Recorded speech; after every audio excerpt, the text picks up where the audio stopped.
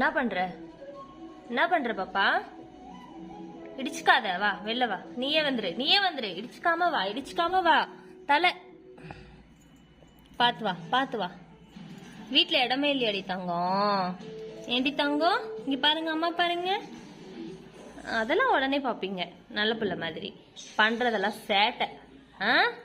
ஏய், இடிச்சுக்கிட்டியா? நான் என்ன பண்ண முடியும்? நீ என்ன பண்ண முடியும்? நீ சொல்லு.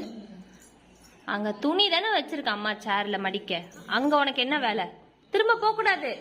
ஏய்